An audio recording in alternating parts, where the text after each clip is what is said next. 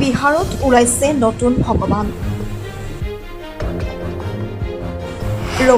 এয়া হৈছে 2026 চনত আৱিষ্কাৰ হোৱা নতুন ভগৱান। সেয়া হৈছে ভগৱান নৰেন্দ্ৰ মোদী। ইতিমধ্যে আৰম্ভ হৈছে পূজা। এতিয়া হয়তো আপুনি কথাবোৰ ভালদৰে বুজি পোৱা নাই। সবিশেষ জানিবলৈ আৰু বুজিবলৈ আজিৰ প্ৰতিবেদনৰ শেষলৈ চাওক। ভাৰতত ওলাইছে নতুন ভগৱান। ভাৰতৰ ৰাজনীতিত এতিয়া চৰ্চাৰ কেন্দ্ৰবিন্দু এক অভিনৱ ঘটনা। বিহাৰত প্ৰধানমন্ত্ৰী নৰেন্দ্ৰ মোদীৰ নামত মন্দিৰ নিৰ্মাণৰ প্ৰস্তাৱ অনুমোদন হোৱাৰ পিছতেই এই বিষয়টোক লৈ দেশজুৰি আৰম্ভ হৈছে তীব্ৰ আলোচনা।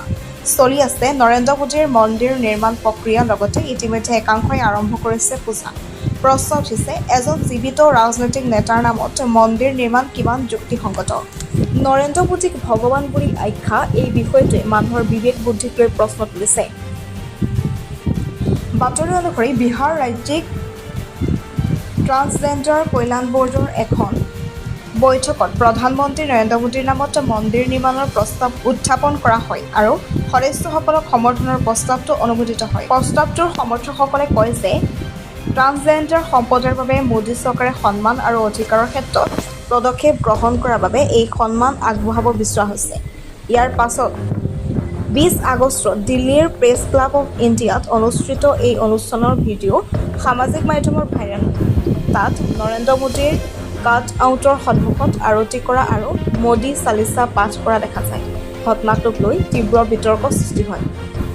এতিয়া মূল প্ৰশ্নটো হ'ল, ৰাজনীতিৰ নেতাক লৈ এই ধৰণৰ ভক্তি গণতান্ত্ৰিক ৰাজনীতিত এক নতুন ধাৰা নে সমৰ্থকসকলৰ ব্যক্তিগত শ্ৰদ্ধা?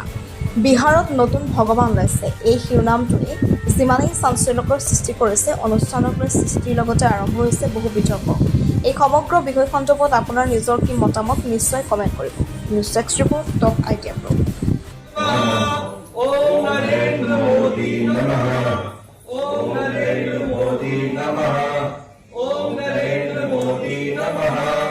ओम नरेंद्र मोदी नमः। ओम नरेंद्र मोदी नमः। ओम नरेंद्र मोदी नमः। ओम नरेंद्र मोदी नमः।